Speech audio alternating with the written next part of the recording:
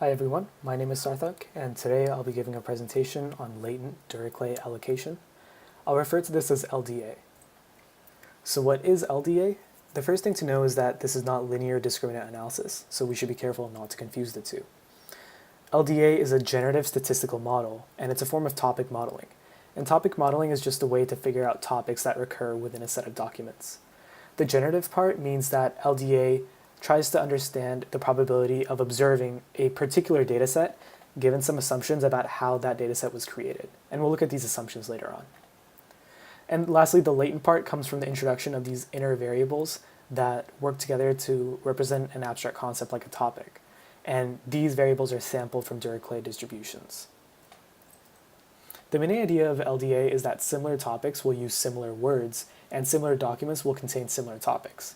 So if we had a corpus with news about movies and also about politics, we might assign to the movies topic the words rating and actor, and then to the politics topic we'd assign president and Congress. We'd also have words that are common to both, like budget, so for example a movie budget or a congressional spending budget, but we wouldn't use those because those aren't useful for differentiating between topics. There are two hyperparameters in addition to the number of topics that we want to create, and that's the two outer ones in this plate diagram. So alpha is a positive real number, and that's the per topic document distribution, or per document topic distribution. And that just means that if alpha is high, then each document likely has a mixture of a lot of the topics. But if alpha is low, then most documents will only have a couple of topics. And beta represents topics. So if beta is close to 0, then there's only a few words per that topic. Otherwise, if beta is close to 1, then there's a lot of words per topic. Now, as I mentioned earlier in the presentation, LDA is a generative model, so it works with assumptions about how that data set was created.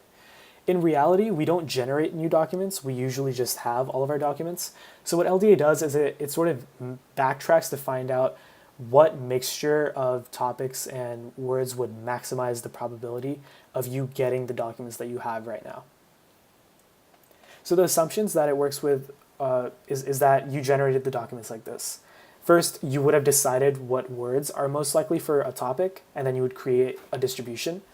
And then for every existing document, you determine a topic mixture, so a certain percentage of every topic. And then for every word in the current document, you choose a topic from the mixture, and then you pick a word, and then you write it to a new document. So that's the generating a new document part, is just taking a word and for every word, looking at the mixture and just writing a different word. And we would repeat that until you would have the desired proportion of words. So 20% of words from topic 1, 25% from topic 2, etc. And some symbols, so K is just all the topics that you generate. Z would be the topic assignments. V would be the vocabulary of words. And J is the position of every word within a document. And finally, we can calculate the probability, which is that massive, messy equation right there. Basically, the computer just finds combinations of word topic assignments that maximize this probability. And then we get soft clusters. So to visualize that, think about like our movies and politics example and the word budget. If we had a heat map visualization of these soft clusters, budget's heat map would sort of bleed into both of the clusters.